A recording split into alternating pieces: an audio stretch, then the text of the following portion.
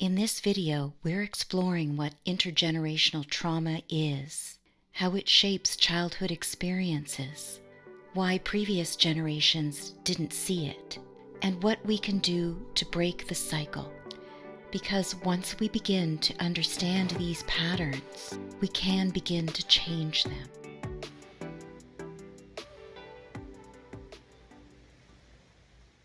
Let's start with a simple question. What is intergenerational trauma? It's the passing down of emotional pain, stress, and survival patterns from one generation to the next. It's not just about the experiences of one person. It's about how experiences shape a family over lifetimes. When past generations experience hardship, whether it's war, displacement, emotional neglect, or chronic stress, those experiences just don't disappear.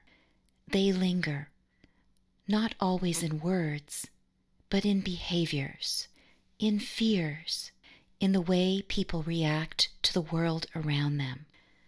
A parent who grew up in survival mode may struggle to provide emotional security for their children. A grandparent who lived through poverty may pass down a deep fear of scarcity, even when there's enough. A father who was shamed for expressing emotions may teach his children, without realizing it, to suppress their own. These patterns can become part of us before we even understand them, and because they are inherited, they often feel normal. The effects of intergenerational trauma don't always stay in the past. They show up in the present, especially in childhood. The way we are raised is deeply shaped by the patterns set down through generations.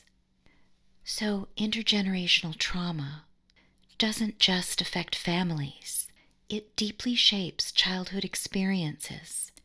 As children, we don't analyze our environment. We absorb it. If love feels conditional, we learn to earn it. If emotions are dismissed, we learn to suppress them. If home feels unpredictable, we learn to stay small, stay quiet, and avoid conflict. This is how intergenerational trauma shapes our childhood, because it doesn't always look like trauma in the way we expect it. It isn't always loud or obvious. It shows up in the small things, like the moment when we needed comfort and we were met with silence, like the pressure to achieve, or the fear of failure, or even the unspoken expectation to put other people first and to never ask for too much. Even though these patterns shaped us in childhood, they often went unnoticed. Many of us didn't recognize it until adulthood, and previous generations rarely recognized it at all. There's a reason for that. So if these patterns existed across multiple generations, why didn't our parents see them? Why weren't they talked about? One reason is survival mode. For many of us, our parents and grandparents were just interested in getting through life. Reflection wasn't a priority. Survival was. Another reason is that mental health wasn't widely discussed. Therapy was stigmatized, and emotions were something to be controlled and not explored. Phrases like, "Stop crying," "Don't be weak," "Other people have it worse." These weren't just sayings. They were survival strategies meant to push pain aside, not process it. Now that we understand why these patterns weren't always recognized, the next step is even more important: learning how to break the cycle. Healing doesn't happen automatically, but with awareness, change is possible. Recognizing intergenerational trauma is one thing, but stopping it from continuing is another. These patterns aren't just habits. They are deeply ingrained responses to past experiences, and without realizing it, we repeat them. Does this sound familiar to you?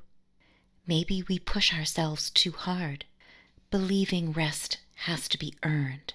Maybe we struggle asking for help because independence was expected. Maybe we avoid conflict at all costs because setting boundaries would lead to rejection. For many of us, breaking the cycle means seeing these patterns for what they are, not personal failures, but learned survival instincts. It means noticing when we are reacting from the past and choosing to respond differently. Healing doesn't happen all at once.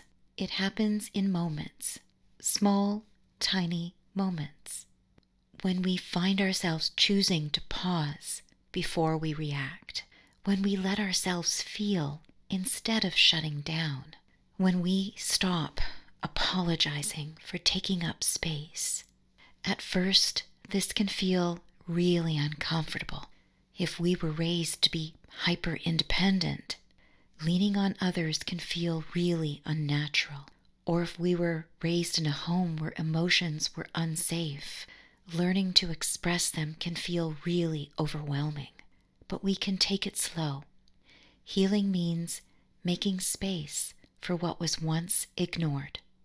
We have to know that the patterns we inherit are not our fault, but healing them, that is within our power. If this video resonated with you, let me know in the comments. And if you found this video helpful, consider subscribing, like, and please share. There are more conversations to come. See you in the next video.